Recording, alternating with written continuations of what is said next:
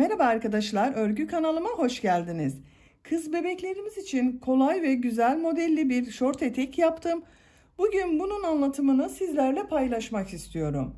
Şort eteğin örgüsü çok kolay arkadaşlar.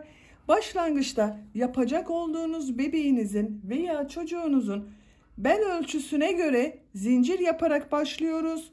İlk önce bu bölümünü yapıyoruz. Tamamladıktan sonra bu etek görünümünü yapıyoruz. Şort eteğimizi bitiriyoruz. Bakın, çok güzel görünümü olan bir şort etek. Kızların seveceği tarzda modelli güzel bir etek arkadaşlar. Bu şort eteğin örgüsünde iplik olarak ben bugün bu ipliği kullandım. Alize Baby Best markalı bir iplik, anti peeling özellikle bambu karışımlı bir iplik arkadaşlar. Kullandığım iplik üzerinde 100 gram iplikte 240 metre yazmakta. Renk numarasını soran arkadaşlar için de kullandığım ipliğin renk numarası 161. Ben bugün bu marka ipliği, bu renk ipliği kullandım. Siz istediğiniz marka iplik ve renkleri kullanarak bu şort eteği örebilirsiniz arkadaşlar. Tığ olarak da elimin sıklığına, ipliğin kalınlığına uygun olarak 3 milimlik tığ kullandım bakın. Kullandığınız iplik üzerinde kaç numara tığ kullanmanız gerektiği tavsiye edilmektedir. Bakın benim bu kullandığım iplik üzerinde 2 ile 4 arası tığlar tavsiye edilmekte. Ben 3 milim tığ kullandım. Siz de kullandığınız ipliğin kalınlığına uygun olarak tığ kullanırsanız yaptığınız örgüler daha güzel olacaktır. Ben bugün anlatımımı 6-12 aylık bebek ölçüsünde anlatıyorum. Siz bu başlangıç zincir sayısını daha az yaparak daha küçük bebekler için yapabilirsiniz. Veya daha büyük kız çocuklarınız için yapmak istiyorsanız da bel ölçüsüne göre zincir sayısını başlarsanız daha büyük şort etek yaparsınız arkadaşlar. Ben bu şort eteğin örgüsünde 1,5 adet iplik kullandım arkadaşlar. Siz de elinizde 2 adet ipliği bulundurursanız iyi olacaktır. Hazırsanız hep birlikte bu güzel şort eteğimizin örgüsüne başlayalım. Örgü kanalıma abone değilseniz abone olmayı unutmayın lütfen. Örgü kanalıma abone olmak ücretsiz. Örgü kanalıma ücretsiz abone olup orada bulunan zil şeklinde dokunarak açık konuma getirirseniz kanalıma video yüklediğim zaman ilk önce size bildirim gelecek. Yaptığım örgülerden ilk önce sizin haberiniz olacaktır. İzlediğiniz videolarıma beğeni ve yorumlarınızı da yaparsanız çok sevinirim arkadaşlar. Örgü kanalımın devamlılığı için sizlerin yapmış olduğu beğeni ve yorumlar çok önemli. Örgü kanalıma ücretsiz abone olup beğeni ve yorumlarıyla da destek olan bütün arkadaşlara ayrıca teşekkür ederim. Hepinize kolay gelsin, iyi çalışmalar.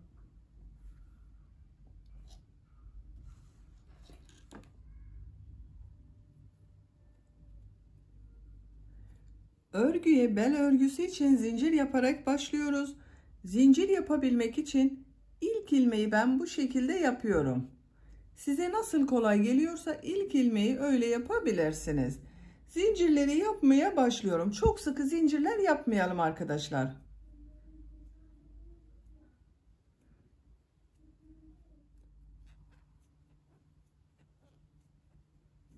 ...90 zincir yaptım.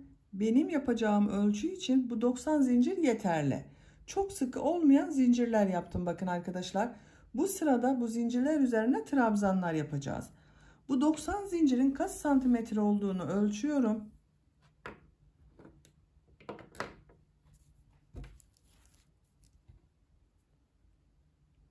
Sıfır noktasına başlangıcını tuttum. Ölçtüğüm zaman 39 santimetre zincir uzunluğu var. Siz bunu bebeğinizin beline göre ölçerek yaparsanız çok iyi olacaktır. Bel ölçüsüne göre yapıyoruz arkadaşlar başlangıcına. Ben bugün 6-12 aylık bebek için 90 zincir yaptım. 39 santimetre geldi. Siz daha küçük veya daha büyük bebekler için yapmak istiyorsanız da bebeğinizin bel ölçüsüne göre yaparsanız iyi olur. Eğer yapacak olduğunuz bebeğiniz yanınızda yoksa yeni doğanla 3 aylık bebek için 30-35 santimetre zincir yapmanız iyi olur. 3-6 aylık bebek için 33-37 santimetre zincir yaparsanız iyi olur arkadaşlar. 6-12 aylık bebek için de 35 ile 40 santimetre arası zincir iyi olur. 1-2 yaş arası bebekler için yapacaksanız da 37-43 santimetre arası ölçü iyi olacaktır. Bu size söylemiş olduklarım standart ölçü tablosu arkadaşlar. Ama sizin bebeğinizin kilosuna, gelişimine göre bu zincir sayısı daha az veya daha çok yapabilirsiniz. Trabzanlar yapacağımı söylemiştim. 3 zincirde dönüş için yapıyorum. 1, 2, 3. 1, 2, 3 ilmek atlıyorum. 4. ilmek içine trabzan yapıyorum. Diğer ilmekleri de trabzan yaparak devam ediyorum. Her ilmek içine bir trabzan yapıyorum. Bakın ikili trabzan yapıyorum. 2 defa da çıkarıyorum arkadaşlar.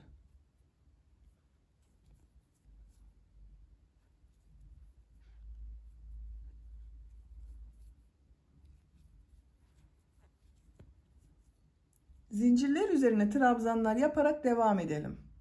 Zincirler üzerine trabzan yaparak sıra sonuna kadar tamamladım. Bir sıra trabzan sırası oldu arkadaşlar. Bu bir sıra üzerinde 90 trabzan var.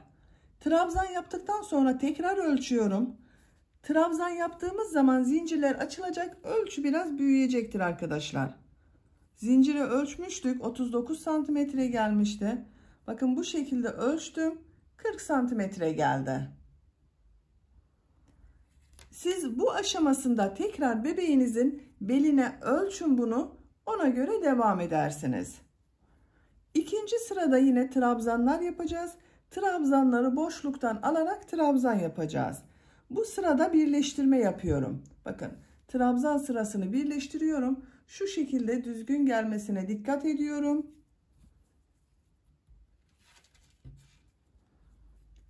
Bu son ilmek ile burada yaptığım bir ilmek var. Tığ takıyorum. İlmek kaydırması yaparak sırayı birleştiriyorum. Bakın sırayı birleştirdik. 2 zincir yapıyorum. Bir düz bir ters boşluklardan alarak trabzan yapacağız bu sırada. İlk trabzanı bakın düz taraftan boşluktan alıyorum. Trabzan yapıyorum. İkinci trabzanı ters taraftan boşluktan alıyorum. Trabzan yapıyorum. Düz taraftan boşluktan alıyorum. Trabzan yapıyorum. Ters taraftan boşluktan alıyorum. Trabzan yapıyorum.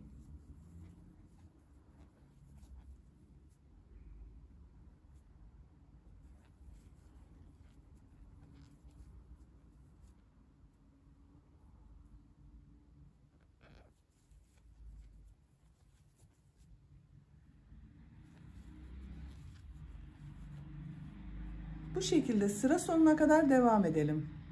Trabzanları bir düz bir ters boşluktan alarak trabzan yaptım. Sıra sonuna kadar tamamladım. Son trabzanı da bakın düz taraftan boşluktan aldım, trabzan yaptım.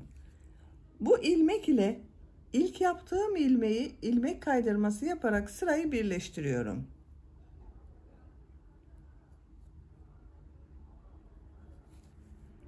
Sırayı birleştirdim bakın arkadaşlar. Görüntü olarak böyle oldu. Üçüncü sıraya geçmeden önce sıra başında bulunan bakın bu ipliği şu şekilde tığı takıyorum.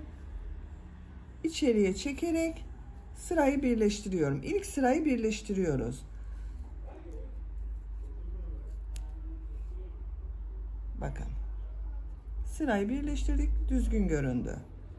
Bu 2 zincir yaptığımızda ters tarafta görünen trabzan oldu. Düz taraftan trabzan yaptım ilk trabzanı, son trabzanda bakın düz taraftan trabzan yaptım.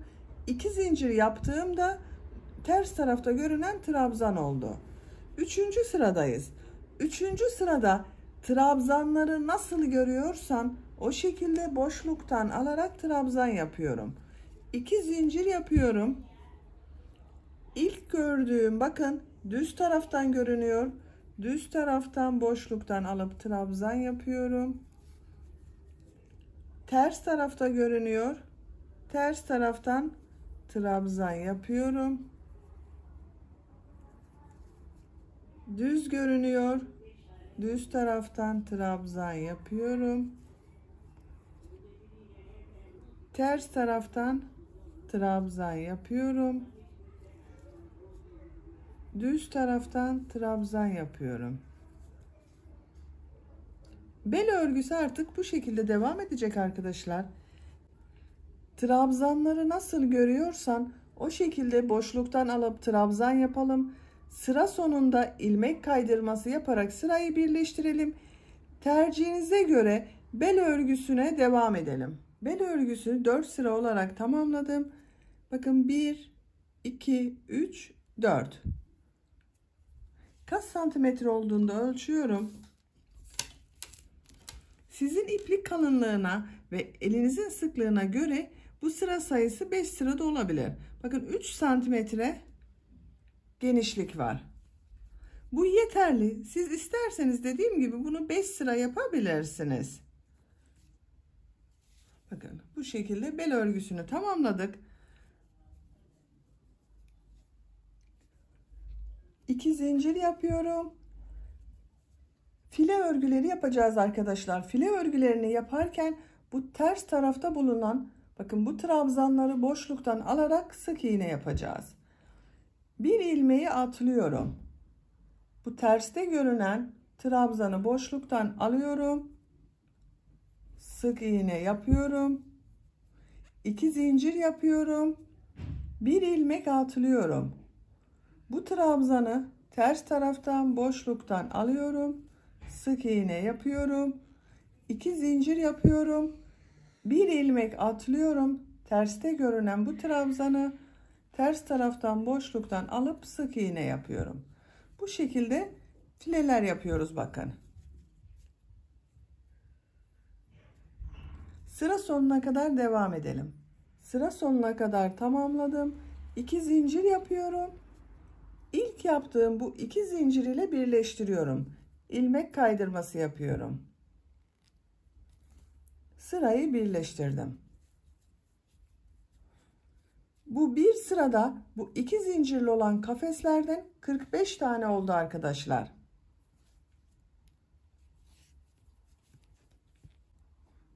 Bir zincir yapıyorum. Bu sırada yarım trabzanlar yapacağız. Yarım trabzanları bu şekilde yapıyorum bakın arkadaşlar. Tığın üzerine iplik alıyorum. Bu 2 zincirin içine trabzan yapıyor gibi ilmek aldım. Bekletiyorum. İlmek alıyorum. Bir defada çıkarıyorum. Yarım trabzan oluyor. İkili yapmıyoruz. Birli trabzan yapıyoruz. Tığın üzerine iplik alıyorum. Trabzan yapıyor gibi çektim. İlmek alıyorum. Bir defada çekiyorum bakın. 2 zincirin üzerine 2 yarım trabzan yaptım.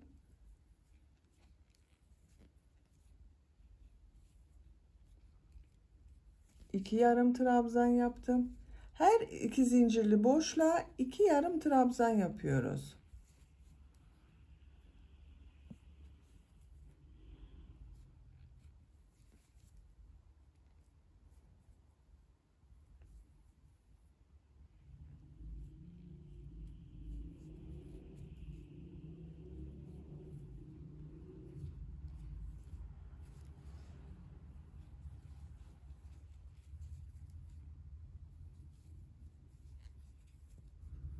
Yarım trabzanlar yapıyorum.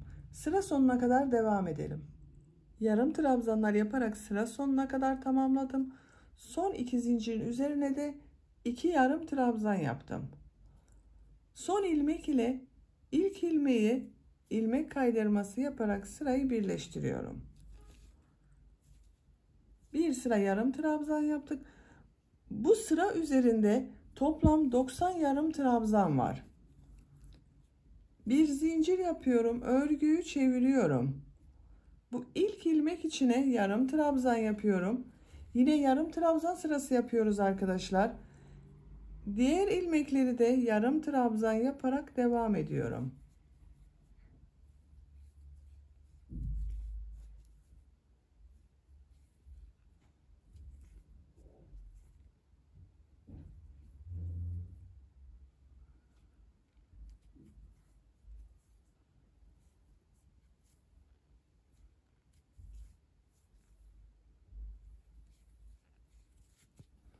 Bu şekilde. Sıra sonuna kadar devam edelim. Yarım trabzanlar yaparak sıra sonuna kadar tamamladım.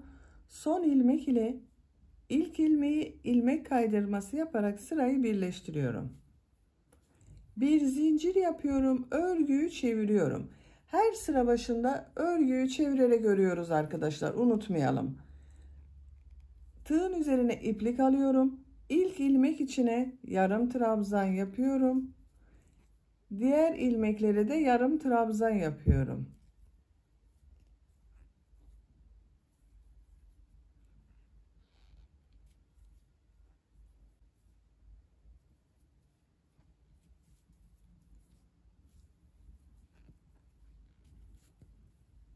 Bu şekilde yarım trabzanlar yapıyoruz. Yarım trabzanlar yaparak sıra sonuna kadar devam edelim. Sıra sonunda ilmek kaydırması yapalım. Birleştirelim sırayı. Örgüyü çevirelim. Tekrar yarım trabzanlar yapalım. Bu şekilde örgüye devam ediyoruz arkadaşlar. Bel örgüsünden sonra 13 sıra olarak tamamladım. 1 2 3 4 5 6 7 8 9 10 11 12 13 sıra sonunda ilmek kaydırması yaparak sırayı birleştirdim. Kaç santimetre olduğunu da ölçüyorum. 11 santimetre yükseklik var. Benim yapacağım ölçü için bir 11 santimetre yeterli. Siz daha küçük bebek için yapıyorsanız 10 santimetre yapmanız iyi olur arkadaşlar. Daha büyük, 1 yaşından büyük çocuk için yapıyorsanız da 12 santim yaparsanız daha iyi olacaktır. Bu bir sırada 90 yarım trabzan var. Bu sıradan itibaren ön bölümü ayrı, arka bölümü ayrı örüyoruz. Sıra sonunda birleştiriyoruz. Ön ve arka bölümün yerlerini belirlemek için işaretleri takıyoruz arkadaşlar önce. Bakın buradan sayıyorum. 2, 4, 6, 8, 10, 12, 14, 16, 18. 18. ilmeğe işaret taktım. Bu bakın ipliği kestiğim yerden sonra 18. ilmeğe işaret taktım. Bu taraftan da sayıyorum. 2, 4, 6, 8, 10, 12, 14, 16, 18. Buraya da diğer işareti takıyorum. Burada 36 ilmek arka bölüm için oldu.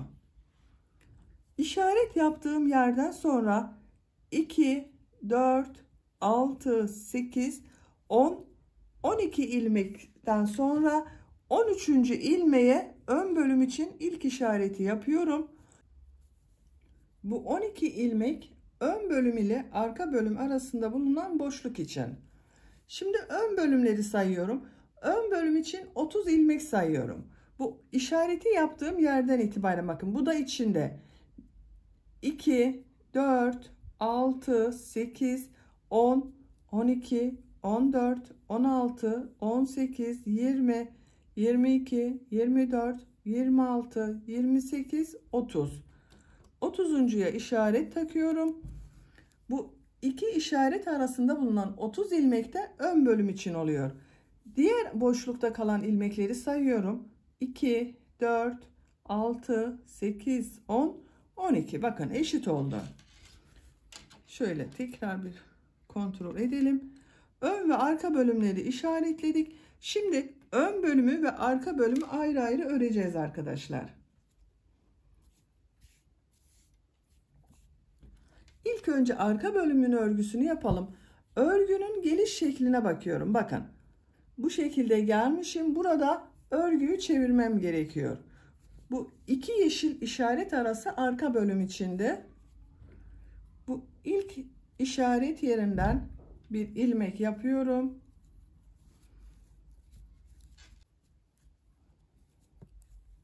Bir zincir yaptım, sağlamlaştırdım. Bu ilk ilmek olan, bakın işaretli olana bir yarım trabzan yapıyorum. Diğer ilmekleri de yarım trabzan yapıyorum. Yine yarım trabzan olarak devam ediyoruz. Toplam 36 yarım trabzan olacak arkadaşlar. Bu işarete kadar devam edelim. Diğer işarete kadar yarım trabzanları yaptım.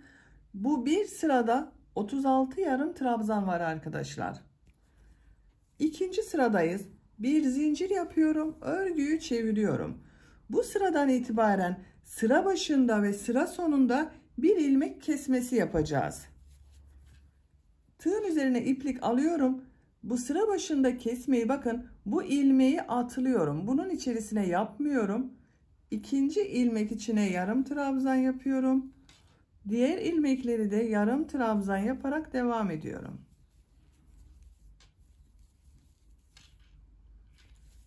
Sıra sonunda 2 ilmek kalasıya kadar devam edelim. Sıra sonunda 2 ilmek kalasıya kadar yarım trabzanları yaptım. Bu 2 ilmeği tek ilmek yapacağız. Kesme yapıyoruz. Tığın üzerine iplik alıyorum.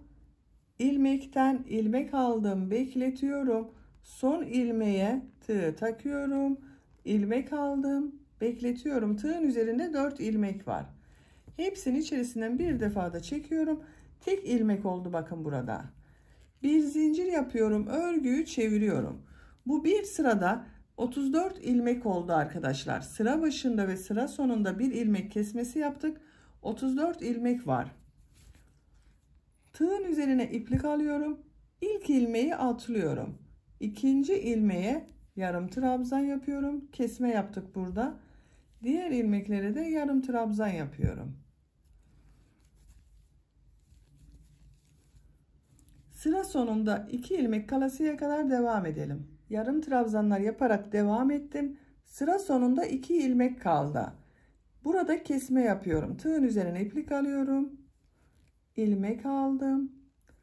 Son ilmeğe tığ taktım. İlmek aldım. Hepsinin içerisinden bir defa da çekiyorum. Bu sırada toplam 32 yarım trabzan var. Bir zincir yapıyorum. Örgüyü çeviriyorum. İlk ilmeği atlıyorum. İkinci ilmeğe yarım trabzan yapıyorum. Diğer ilmekleri de yarım trabzan yaparak devam ediyorum. Bu şekilde devam edecek örgü arkadaşlar.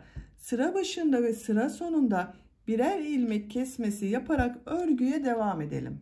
Sıra başında ve sıra sonunda birer ilmek kesmesi yaparak 14 ilmek kalasıya kadar ördüm arkadaşlar.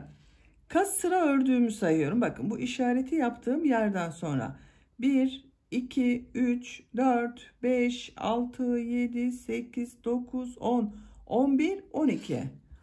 12. sıranın sonunda 2, 4, 6, 8, 10, 12, 14 ilmek kaldı. Bir sırada bu 14 ilmek ile örgü yapıyorum. Bir zincir yapıyorum. Örgüyü çeviriyorum. Artık kesme yapmıyorum. Bakın bu ilk ilmek içine yarım trabzan yapıyorum. Diğer ilmekleri de yarım trabzan yaparak devam ediyorum. Sıra sonuna kadar devam edelim. Sıra sonuna kadar yarım trabzanları yaptım. Bu sırada da yine 14 yarım trabzan var arkadaşlar. İpliği kesiyorum.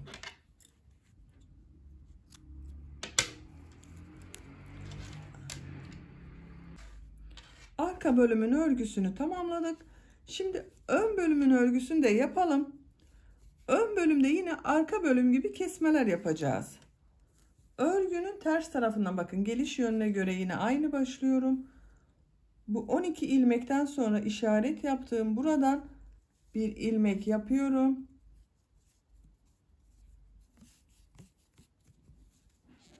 Bir zincir yaptım, sağlamlaştırdım. İlk ilmek içine yarım trabzan yapıyorum. Diğer ilmekle de yarım trabzan yaparak devam ediyorum. Bu iki işaret arasına 30 ilmek işaret yapmıştık. 30 ilmek yarım trabzan olasıya kadar devam edelim. Diğer işareti yaptığım yere kadar yarım trabzanları tamamladım. Sayıyorum. 2, 4, 6, 8, 10, 12, 14, 16, 18, 20, 22, 24, 26, 28, 30. Bir sırada 30 yarım trabzan var arkadaşlar. Bir zincir yapıyorum. Örgüyü çeviriyorum.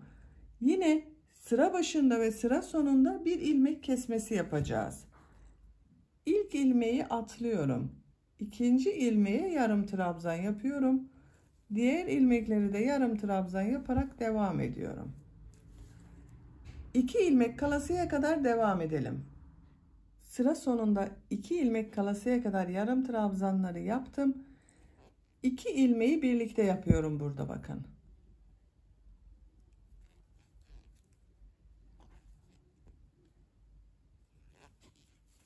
Tek ilmek yaptık. 2 ilmeği birlikte yaparak tek ilmek yaptık. Bir zincir yapıyorum. Örgüyü çeviriyorum. Bu bir sıra üzerinde 28 ilmek kaldı. Bir ilmek atlıyorum. İkinci ilmeğe yarım trabzan yapıyorum. Diğer ilmekleri de yarım trabzan yaparak devam ediyorum. Ön bölümün örgüsü de aynı arka bölümde olduğu gibi sıra başında ve sıra sonunda birer ilmek kesmesi yaparak devam edelim. Bunda 14 ilmek kalasıya kadar kesme yaptım.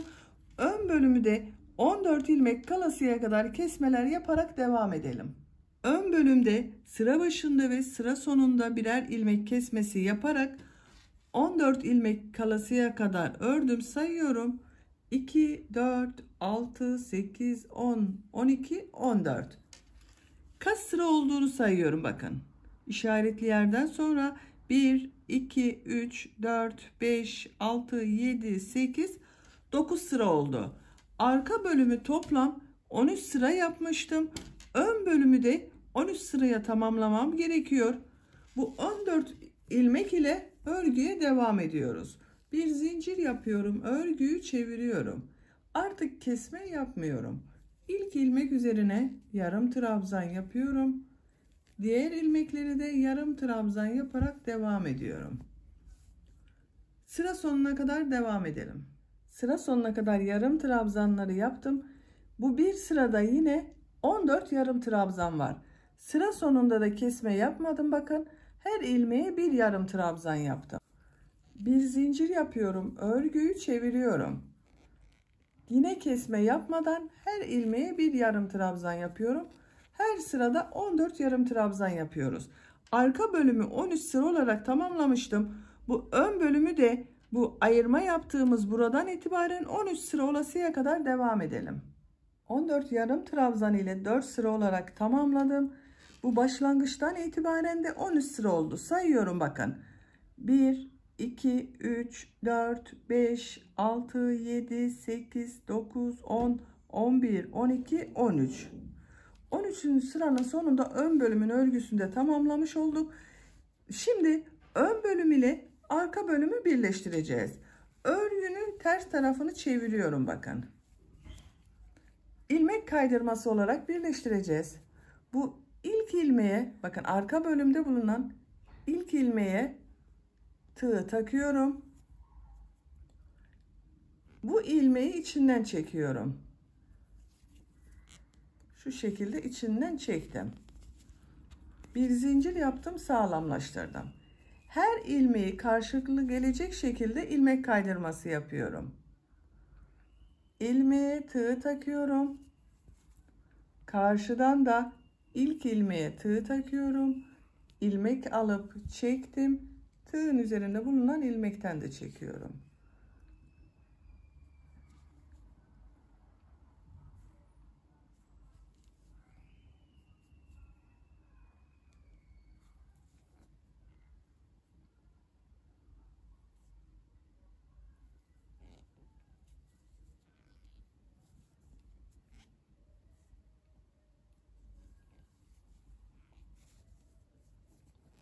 Bu şekilde devam ediyoruz.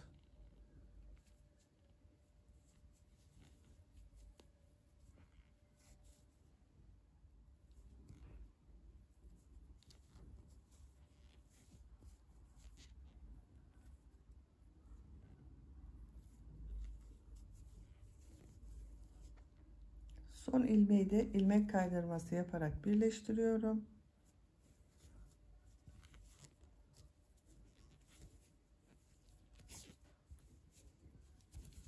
Bakın. Bu şekilde birleştirdik. Burası örgünün ters tarafı. Düz tarafı görüntüsü böyle oldu arkadaşlar.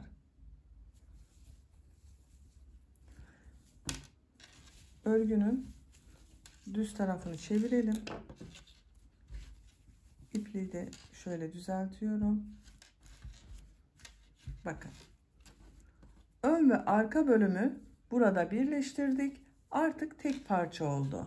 Şimdi bacak bölümünün çevresine bir düz bir ters örgüler yapacağız.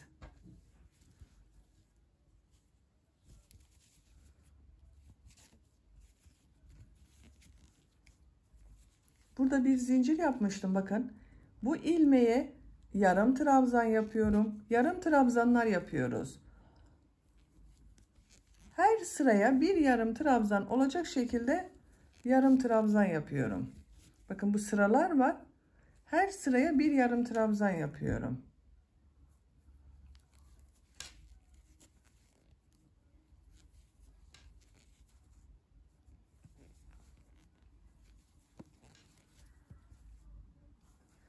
Sıra sonuna kadar devam edelim. Bacak örgüsünün çevresinde bir sıra yarım trabzanlar yaparak başladığım yere kadar tamamladım. Son ilmek ile ilk ilmeği ilmek kaydırması yaparak sırayı birleştiriyorum. Bakın arkadaşlar. Bu şekilde buradan başladım. Bacak çevresinde bir sıra yarım trabzan yaptım. Bacak çevresinde de bu bel örgüsünde yaptığım gibi bir düz bir ters yarım trabzanlar yapacağız. Bunu trabzan yapmıştım. Burada yarım trabzan yapıyorum. Bir zincir yapıyorum. İlk gördüğümü düz taraftan boşluktan alıyorum. Yarım trabzan yapıyorum. Ters yarım trabzan yapıyorum. Düz yarım trabzan yapıyorum. Ters yarım trabzan yapıyorum.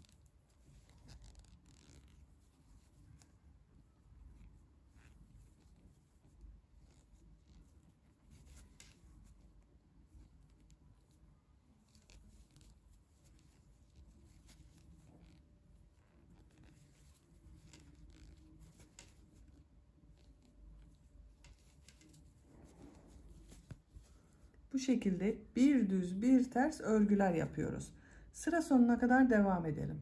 Bir düz bir ters boşluklardan alıp yarım trabzan yaparak sıra sonuna kadar tamamladım. Sıra başında düz boşluktan aldım, yarım trabzan yaptım. Sıra sonunda da düz boşluktan aldım, yarım trabzan yaptım. Bu ilmek ile ilk ilmeği ilmek kaydırması yaparak sırayı birleştiriyorum. Bakın görüntü olarak böyle oldu arkadaşlar. Bel örgüsüyle de aynı oldu gördüğünüz gibi.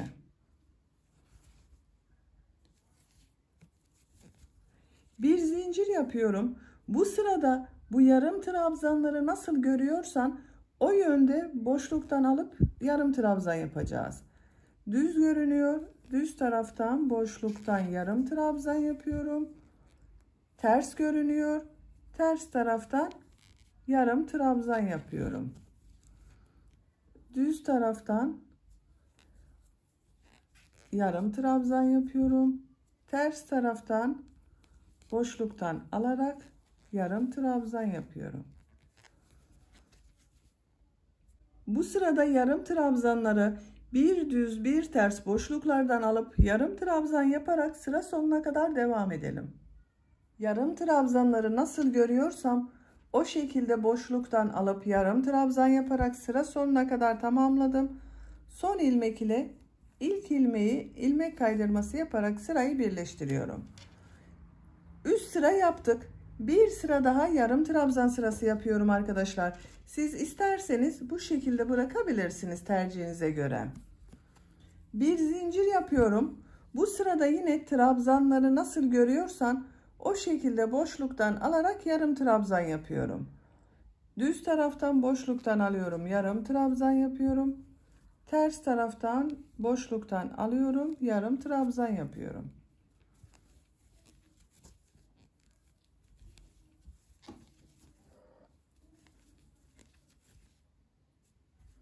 Sıra sonuna kadar devam edelim. Sıra sonuna kadar tamamladım. Son ilmek ile ilk ilmeği ilmek kaydırması yaparak sırayı birleştiriyorum. İpliği kesiyorum arkadaşlar.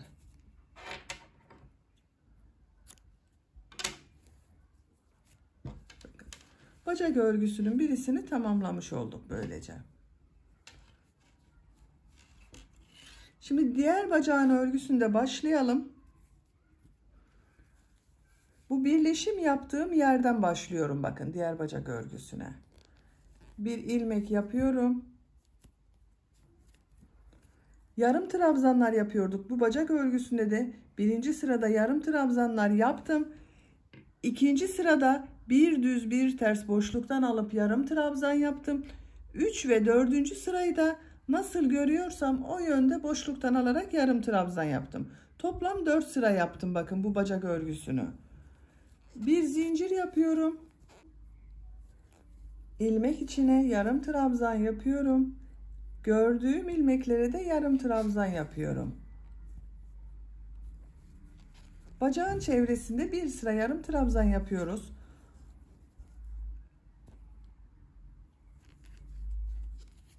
Bakın. Yarım trabzanlar yaparak sıra sonuna kadar devam edelim. Sıra sonunda ilmek kaydırması yapıp birleştirelim. Bir düz bir ters yarım trabzanlar yaparak bacağın örgüsüne devam edelim. Bu bacak örgüsünde ilk sırada kaç yarım trabzan ile yaptıysanız bu bacak örgüsünün de aynı olması gerekiyor arkadaşlar. Yoksa birisi dar, birisi daha geniş durur.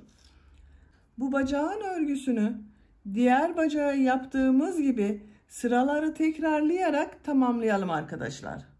Diğer bacağın örgüsünü de aynı şekilde bakın tamamladım arkadaşlar.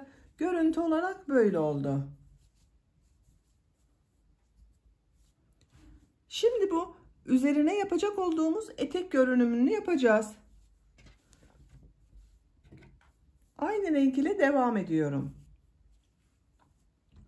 Bakın burada bir ilmek atlayıp bir sık iğneyi yapmıştık. Bu atlama yaptığımız ilmekler üzerine model başlaması yapıyorum. Buradan bir ilmek oluşturuyorum.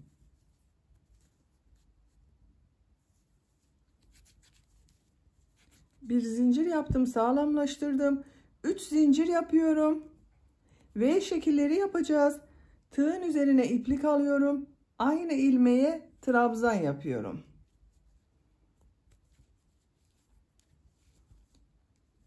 Bir ilmek atlıyorum. İkinci ilmeğe bir trabzan, 2 zincir, bir trabzan yapıyorum.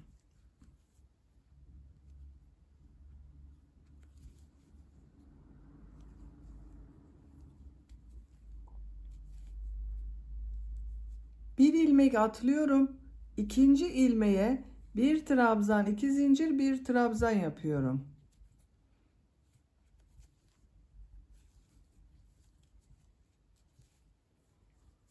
Bir ilmek atlıyorum.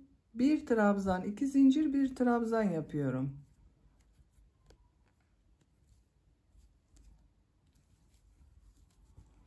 Bakın V şekillerini bu düz taraftan aldığımız trabzanlar üzerine yapıyoruz.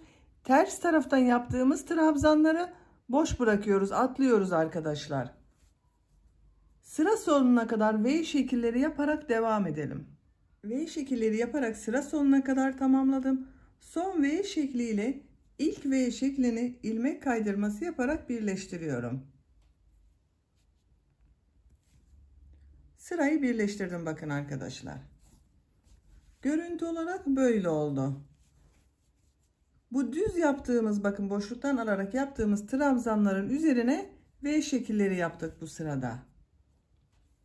İkinci sıradayız. İkinci sırada V şekillerinin içine 2 trabzan, 2 zincir, 2 trabzan yapıyorum. 3 zincir yapıyorum. V şeklinin içine bir trabzan yapıyorum. Bu 3 zincirde bir trabzan oluyor. 1, 2 oldu. 2 zincir, 2 trabzan yapıyorum.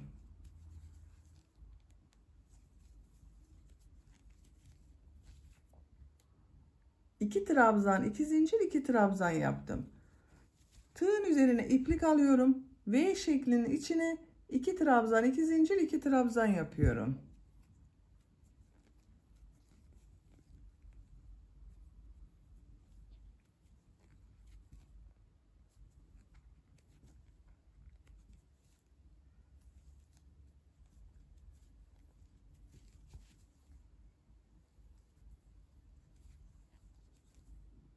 İki trabzan, 2 zincir, 2 trabzan yaptım.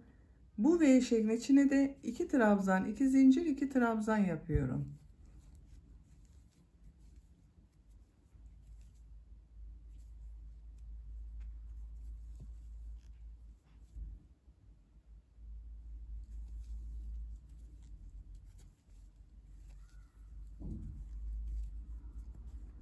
Bu şekilde oluyor. Sıra sonuna kadar devam edelim. V şekillerinin içine 2 trabzan, 2 zincir, 2 trabzan yaparak sıra sonuna kadar tamamladım. Son V şeklinin içine de 2 trabzan, 2 zincir, 2 trabzan yaptım. Bu model ile ilk yaptığım modeli ilmek kaydırması yaparak birleştiriyorum. Sırayı birleştirdim bakın arkadaşlar. Görüntüsü böyle oldu.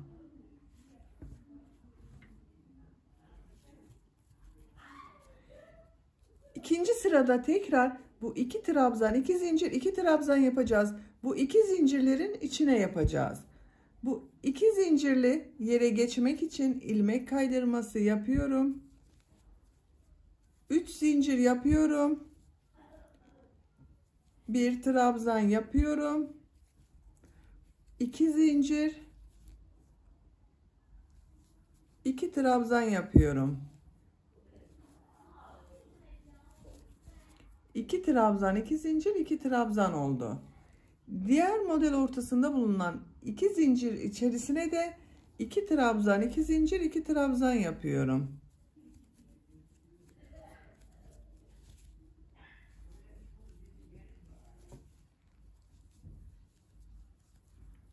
İki trabzan, 2 zincir, 2 trabzanı yaptım. Bu model içine de 2 trabzan, 2 zincir, 2 trabzan yapıyorum.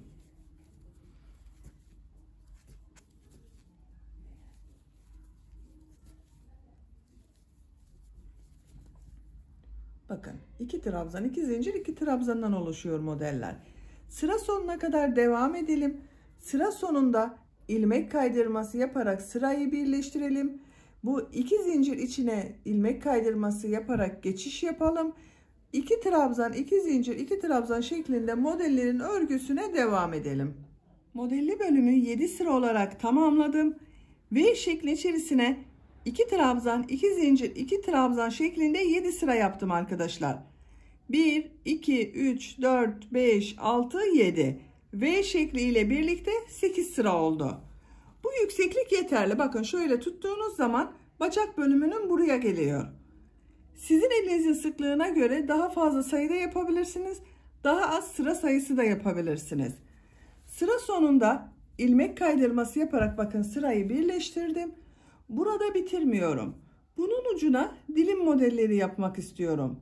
Dilim modellerine yine bu 2 zincirli boşluktan başlayacağız. İlmek kaydırması yaparak oraya geçiyorum arkadaşlar. 1 ilmek kaydırması, 2 ilmek kaydırması, 3 zincir yapıyorum, 2 trabzan yapıyorum,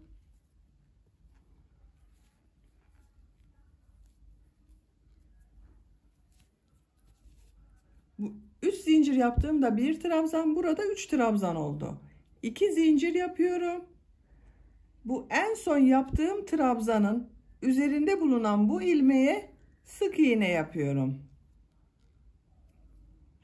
Minik bir pıtırcık oluştu burada.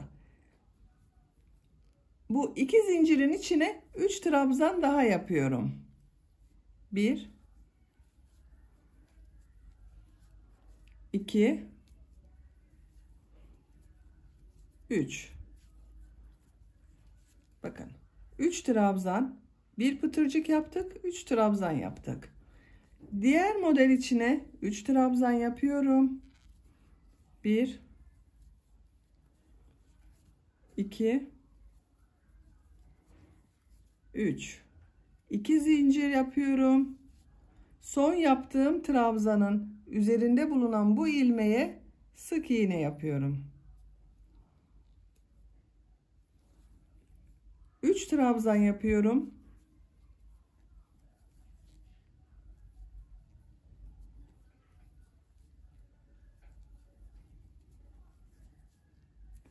İkinci modeli de tamamladım. Diğer model içine de 3 trabzan yapıyorum.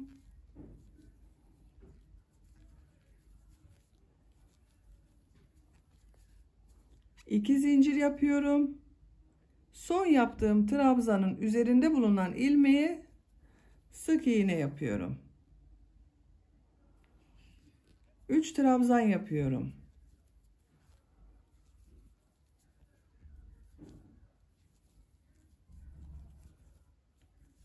Diğer modele 3 trabzan yaparak devam ediyorum. Bakın bu şekilde dilim modelleri yapıyoruz. Sıra sonuna kadar devam edelim. Sıra sonuna kadar modelleri tamamladım. Son model ile ilk modeli ilmek kaydırması yaparak birleştiriyorum. İlk burada bulunan ilmek ile ilmek kaydırması yapıyorum bakın. Sırayı birleştirdim. İpliği kesiyorum.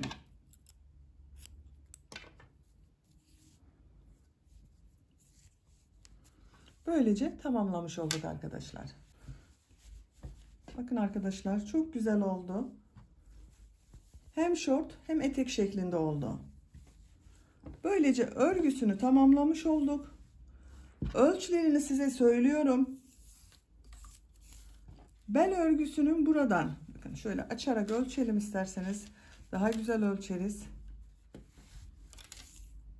Genişliğini ölçüyorum. 23 santimetre. Yüksekliğini ölçüyorum. Bakın etek bölümünün altından ölçüyorum. 11 santimetre. Burayı ölçüyorum. 11 santimetre. Bugün 6-12 aylık bebek için yaptık. Çok güzel oldu arkadaşlar. Şort eteğin örgüsünü tamamladık. Şimdi bu bel örgüsü yaptığım buraya bir ip kordon yaparak takmak istiyorum. İp kordon için zincirler yapıyorum. Şu şekilde ilk ilmeği yapıyorum. Zincirleri yapmaya başlıyorum. Zincirleri tamamladım. Ben toplam 225 zincir yaptım arkadaşlar. 1 metrelik zincir yaptım. Ölçüyorum bakın. Şu şekilde.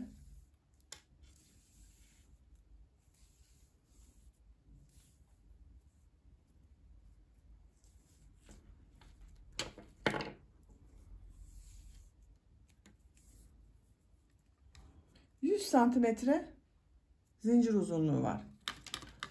Bu zinciri çok kısa da yapmayalım arkadaşlar. Bu zincirler üzerine bu sırada ilmek kaydırması yapacağız. O zaman zincir biraz daha çekecektir. Bir ilmek atlıyorum. İkinci ilmeğe ilmek kaydırması yapıyorum. Bakın.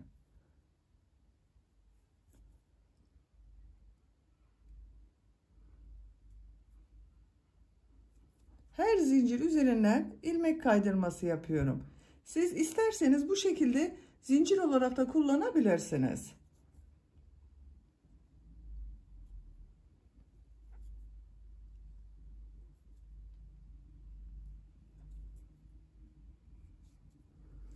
Zincirlerin üzerinden ilmek kaydırması yaparak devam edelim.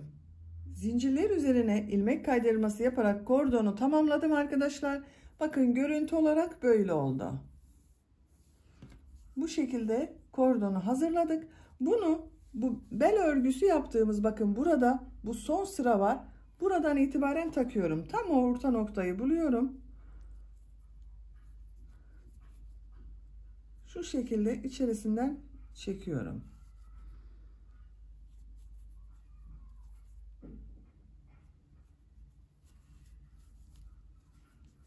Sıra sonuna kadar devam edelim. Takalım. Kordonu taktım. Bakın arkadaşlar, başladığım yerde aynı ilmekte birleştirdim.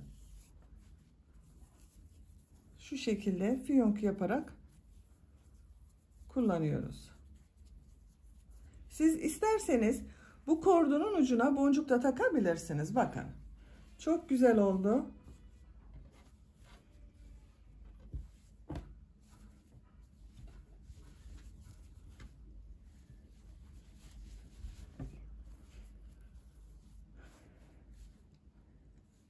Tamamladık arkadaşlar.